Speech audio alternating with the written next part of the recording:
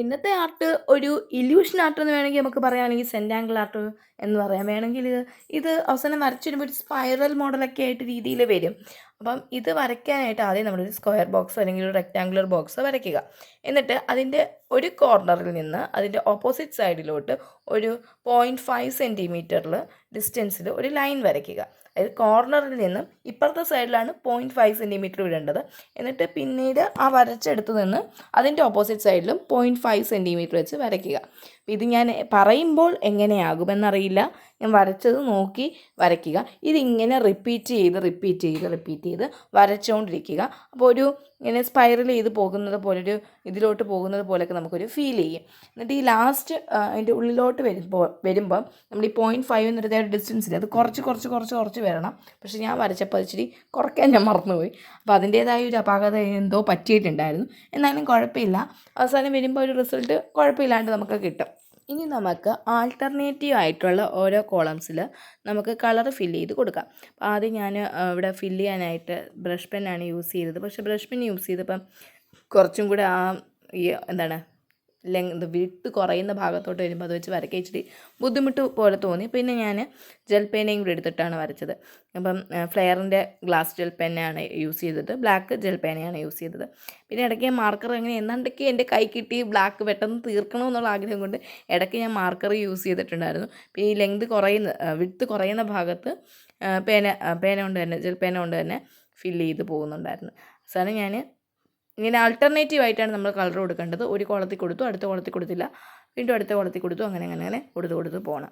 അങ്ങനെ ഈ ഒരു സെക്ഷൻസ് മുഴുവനും ഫില്ല് ചെയ്യണം. ഇപ്പം എനിക്ക് പറ്റിയ പ്രശ്നമെന്ന് വെച്ചാൽ ഈ ലാസ്റ്റ് വന്നപ്പോൾ എൻ്റെ ഒരു വരയ്ക്കുന്നതിൻ്റെ വിട്ട് കുറച്ച് വരയ്ക്കണമായിരുന്നു. പക്ഷേ ഞാനതവിടെ ചെയ്തില്ല. അപ്പോൾ ഈ ലാസ്റ്റ് വന്നപ്പോൾ എനിക്ക് ചെറിയൊരു കൺഫ്യൂഷൻ ആയിപ്പോയായിരുന്നു. അതുകൊണ്ട് ഞാൻ പിന്നെ ലാസ്റ്റത്തെ ആ ഒരു ഉള്ളിലോട്ടുള്ള ഭാഗം കളർ ചെയ്യാണ്ട് ഈ അറ്റത്തു നിന്ന് കളർ ചെയ്ത് ആൾട്ടർനേറ്റീവ് ആയിട്ടുള്ള കോളംസ് കളർ ചെയ്ത് അകത്തോട്ട് വരുന്നുണ്ടായിരുന്നു. എന്നിട്ട് ഈ ലാസ്റ്റത്തെ കുറച്ച് ഭാഗം ഞാൻ വിട്ടിട്ടുണ്ടായിരുന്നു.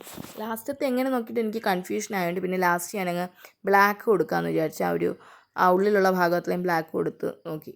ബ്ലാക്ക് കൊടുത്തപ്പോൾ അവിടെ എന്തൊക്കെയോ എനിക്കൊരു മിസ്റ്റേക്ക് പറ്റി. അവസാനം ഞാനൊരു വൈറ്റ് പെന്ന് യൂസ് ചെയ്ത് അതൊന്നും വായിക്കാൻ നോക്കി. അപ്പോൾ എനിക്കതൊന്നും കൂടി ഇഷ്ടപ്പെട്ടില്ല. പിന്നെ ഞാനത് മുഴുവനും ബ്ലാക്ക് ആക്കി. പിന്നെ നമ്മുടെ അവിടെ ഒരു ഇല്യൂഷനൊക്കെ എഫക്റ്റ് കൊടുക്കാനായിട്ട് ഞാൻ ഈ പെൻസിൽ കൊണ്ടൊന്ന് ഷെയ്ഡ് ചെയ്തും കൂടെ കൊടുത്തിട്ടുണ്ടായിരുന്നു. ഷെയ്ഡ് ചെയ്തതിന് ശേഷം പിന്നെ അതൊന്ന് ബ്ലെൻഡ് ചെയ്തെടുക്കണമായിരുന്നു. അപ്പോൾ ഞാനിവിടെ ഈ ബ്ലെൻഡിങ്ങിൻ്റെ സ്റ്റെം ഉണ്ടല്ലോ, സ്റ്റെം വെച്ച് ഞാനൊന്ന് ബ്ലെൻഡും ചെയ്ത് നോക്കിയിട്ടുണ്ടായിരുന്നു. അങ്ങനെ അത് മുഴുവൻ നമ്മൾ പെൻസിൽ കൊണ്ട് ഷെയ്ഡ് ചെയ്ത് അത്രയും പാർട്ട് നന്നായിട്ട് ബ്ലെൻഡ് ചെയ്തെടുത്തിട്ടുണ്ടായിരുന്നു. ഇതായിരുന്നു ഇതിൻ്റെ ഒരു ഫൈനൽ ലുക്ക് എന്ന് പറയുന്നത്. അതിൻ്റെ ആ ഉള്ളിലുള്ള ഭാഗം മാത്രം കുളമായിപ്പോയി, ബാക്കിയൊന്നും കുഴപ്പമില്ലെന്ന് തോന്നുന്നു. അപ്പോൾ നിങ്ങളുടെ അഭിപ്രായം കമൻറ്റ് ചെയ്യുക. അടുത്ത വീഡിയോയിലോട്ട് പോകാം. അടുത്ത ഒരു ഡ്രോയിങ് എന്ന് പറയുന്നത് ഒരു ഇല്യൂഷൻ ആർട്ട് അല്ലെങ്കിൽ ഒരു സെൻറ്റാങ്കിൾ ആർട്ടാണ് കേട്ടോ. അപ്പോൾ അതിന് വേണ്ടത് ആദ്യം ഒരു സ്ക്വയർ ബോക്സോ അല്ലെങ്കിൽ ഒരു റെക്റ്റാങ്കുലർ ബോക്സോ വരയ്ക്കുക. എന്നിട്ട് ഈ ബോക്സിൻ്റെ 4 സൈഡ് ഉണ്ടല്ലോ, അതിൻ്റെ സെൻറ്റർ മാർക്ക് ചെയ്യുക. അപ്പോൾ 4 പോയിൻ്റ് കിട്ടും. ആ 4 പോയിൻറ്റും കണക്ട് ചെയ്തിട്ട് ഇതുപോലെ പെൻസിൽ വെച്ചിട്ടാണ് നമ്മൾ വരയ്ക്കുന്നത്. പെൻസിൽ കൊണ്ട് അതിൻ്റെ ആ ഒരു 4 സൈഡിൻ്റെയും സെൻറ്റർ കണക്ട് ചെയ്ത് ഇതുപോലെ ലൈൻസ് മാർക്ക് ചെയ്യുക. അപ്പോൾ ഒരു ഡയമണ്ട് ഷേപ്പ് നമുക്ക് കിട്ടും. ഇത് പെൻസിൽ കൊണ്ടാണ് നമ്മൾ വരയ്ക്കുന്നത്, കാരണം ഇത് നമുക്ക് പിന്നീട് എറേസ് ചെയ്ത് കളയണം.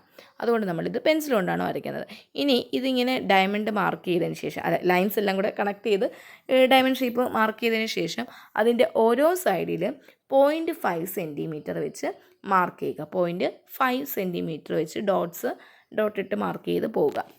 ഇനി നെക്സ്റ്റ് സ്റ്റെപ്പ് എന്ന് പറഞ്ഞാൽ നമ്മൾ ഈ ഡോട്ട് ഇട്ടില്ലേ, ആ ഡോട്ട് ഇട്ടതിലോട്ട് ഇതിൻ്റെ ഓരോ കോർണറിൽ നിന്നും ആ ഓരോ സൈഡിലുള്ള ആ ലൈൻസിനകത്ത് ഡോട്ടിലോട്ട് ഇതുപോലെ ലൈൻസ് വരയ്ക്കുക. കോർണറിൽ നിന്നും ആ ഡോട്ട്സിലോട്ട് ഇതുപോലെ ലൈൻസ് വരയ്ക്കുക. അത് 4 സൈഡിലെ കോർണറിൽ നിന്നും നമ്മൾ എന്ത് ചെയ്യണം, ലൈൻസ് വരയ്ക്കണം. 4 സൈഡിലെ കോർണറിൽ നിന്നും ഇങ്ങനെ ആ ഡോട്ട്സിലോട്ട് ലൈൻ ഇങ്ങനെ വരച്ച് പോകണം. പിന്നെ ഈ ലൈൻസൊക്കെ വരയ്ക്കുന്നതെന്ന് പറഞ്ഞാൽ നമുക്ക് നല്ല മൈൻഡ് റിലാക്സിങ് ആണ്. അതെല്ലാ വീഡിയോയിലും ഞാൻ പറയുന്നത് ഇങ്ങനെയുള്ള ആർട്ട് നല്ല മൈൻഡ് റിലാക്സിങ് ആണ്, അതുപോലെ തന്നെ നല്ല സാറ്റിസ്ഫൈങ് ആണെന്നൊക്കെ പറയാം. പക്ഷേ നല്ല ടൈം വേണം, നമ്മുടെ കയ്യിൽ ഇതിനു വേണ്ടി സ്പെൻഡ് ചെയ്യാനായിട്ട് നല്ല ടൈം ഉണ്ടായിരിക്കണം. കാരണം ഈ ഒരു വീഡിയോയിൽ ചിലപ്പം ഒരു കുറച്ച് ലെങ്തേ വീഡിയോയ്ക്ക് കാണത്തുള്ളൂ. പക്ഷേ ഇത് വരയ്ക്കാനായിട്ട് നമ്മൾ എടുക്കുന്ന ടൈം എന്ന് പറയുന്നത് നല്ല കൂടുതലാണ്. കാരണം ഇത്രയും രീതിയിൽ ഇത്രയും ലൈൻസൊക്കെ വരച്ച് വരുമ്പോഴത്തേക്ക് നല്ല സമയമെടുക്കും. ഇനി നമ്മൾ ചെയ്യുന്ന നെക്സ്റ്റ് സ്റ്റെപ്പ് എന്ന് പറഞ്ഞാൽ ഡയഗണലിൻ്റെ സെൻറ്റർ പാർട്ട് ഉണ്ടല്ലോ, ആ സെൻറ്റർ പാർട്ടിലേക്ക് നമ്മൾ ഈ ഡോട്ട്സ് ഇട്ട് ലൈൻ വരച്ചില്ലേ, അവിടെ നിന്ന് ഇതുപോലെ ലൈൻസ് വരയ്ക്കുക. ഞാൻ എങ്ങനെയാണോ പറയുന്നത് അത് നിങ്ങൾക്ക് മനസ്സിലാവണമെന്നില്ല. നമ്മൾ ആദ്യം ആ ഡോട്ട്സ് ഇട്ടില്ലേ, ഡോട്ട്സ് ഇട്ടിട്ടല്ലേ പിന്നെ അതിനകത്തൊട്ട് ലൈൻ വരച്ചത്. അപ്പം ആ ലൈനിൽ നിന്ന് എന്താണ് നമ്മുടെ ആ ഡയഗണലിൻ്റെ സെൻറ്റർ ഒരു പോയിൻറ്റിലോട്ട് നമ്മൾ ആ ലൈൻസ് എല്ലാം കൂടെ ജോയിൻ ചെയ്ത് വരച്ചു കൊടുക്കുക. നിങ്ങൾക്കിപ്പോൾ ഞാൻ പറയുന്നത് മനസ്സിലായില്ലെങ്കിൽ നിങ്ങൾ വരയ്ക്കുന്നത് നോക്കി ചെയ്യുക കേട്ടോ.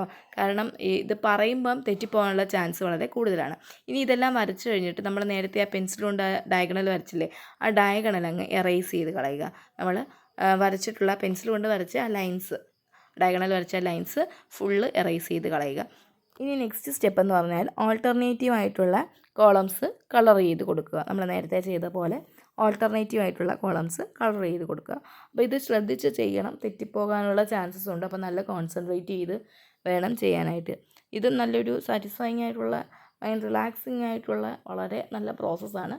പക്ഷേ ഒറ്റ കാര്യമേ ഉള്ളൂ, നമ്മളുടെ ശ്രദ്ധ ചെറുതായിട്ടൊന്ന് പാളിപ്പോയാലും തെറ്റാനുള്ള പോസിബിലിറ്റി ഭയങ്കര കൂടുതലാണ്. അപ്പോൾ അത്രയും കെയർഫുള്ളായിട്ട് വേണം നമ്മളിവിടെ ഡീൽ ചെയ്യാനായിട്ട്. ഞാൻ ഇവിടെ ഇത് ഫുള്ള് വരയ്ക്കാനായിട്ട് ആദ്യം നമ്മൾ പെൻസിൽ കൊണ്ട് വരച്ചത് ഓക്കെ, അല്ലാണ്ട് ഇതെല്ലാം വരയ്ക്കാനായിട്ട് ഞാൻ യൂസ് ചെയ്തത് ബ്ലാക്ക് ജെൽ പേനയാണ് കേട്ടോ.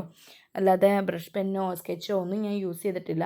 കാരണം ഇത് കുറച്ചും കൂടെ അടുത്തടുത്തല്ലേ ലൈൻസ്, അപ്പം കുറച്ചും കൂടെ അങ്ങോട്ടും ഇങ്ങോട്ടൊക്കെ എന്താണ് ബ്രഷ് പെന്നൊക്കെ യൂസ് ചെയ്താൽ കുറച്ചും കൂടെ അങ്ങോട്ട് സ്പ്രെഡ് ആവാനുള്ള ചാൻസ് ഉണ്ടെന്ന് എനിക്ക് തോന്നി. അതുകൊണ്ട് ഞാനിവിടെ യൂസ് ചെയ്തത്, ഇത് ഫുള്ള് വരയ്ക്കാനായിട്ട് അല്ലാണ്ട് യൂസ് ചെയ്തത് ജെൽ പേന തന്നെയാണ്. ഇതാണ് ഇതിൻ്റെ ഒരു ഫൈനൽ ലുക്ക് എന്ന് പറയുന്നത്. എനിക്ക് പക്ഷേ ആദ്യം വരച്ച പടത്തിനേക്കാളും കുറച്ചും കൂടെ ഇഷ്ടപ്പെട്ടത് ഈ ഒരു പടമായിരുന്നു. അപ്പം നിങ്ങളുടെ അഭിപ്രായം എന്താണെന്ന് വെച്ചാൽ കമൻറ്റ് ചെയ്യുക. അടുത്ത വീഡിയോയിൽ കാണുന്നത് വരെ ബൈ.